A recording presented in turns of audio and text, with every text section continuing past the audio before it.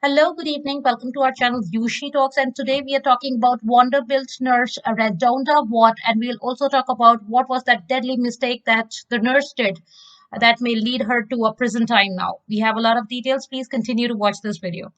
4 years ago, inside the most prestigious hospital in Tennessee, Nurse Radonda Vaught withdrew a vial from an electronic medication cabinet, administered the drug to a patient, and somehow overlooked the signs of a terrible and deadly mistake. The patient was supposed to get versed, which is a sedative intended to calm her before being scanned in a large MRI-like machine, but Vaught accidentally had grabbed vecuronium, which is a powerful paralyzer, which stopped the patient's breathing and left her brain dead before the error was discovered.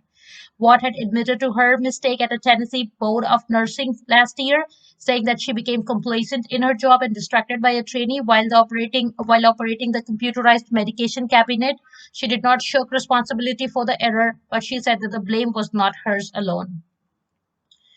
This week, she goes on trial in Nashville on criminal charges of reckless homicide and felony abuse of an impaired adult for the killing of Charlene Murphy, the 75-year-old patient who died at the Vanderbilt University Medical Center in December 2017.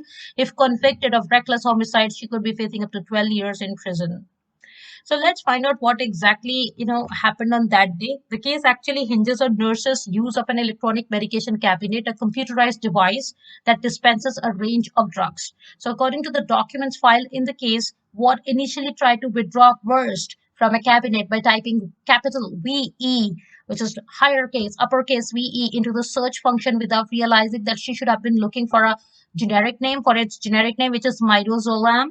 When the cabinet did not produce worst, Watt triggered an override that unlocked a much larger swath of medications and then searched for uppercase VE again. This time the cabinet offered vecuronium.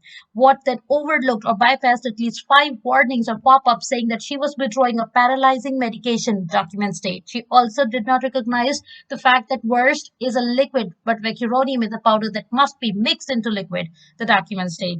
Finally, just before injecting the vecuronium, Watt stuck a syringe into the vial, which would have required her to look directly at a bottle cap that read "Warning: Paralyzing Agent." This is something that the DA's documents state. The DA officers point to this override as central to a reckless homicide charge. Watt acknowledges that she performed an override on the cabinet, but she and others says that overrides are normal operating procedure used on daily basis at hospitals. So that's all we have in today's video. Do let me know in the comment section of what you think of this. Thanks for watching us. You have a wonderful day ahead. Bye-bye.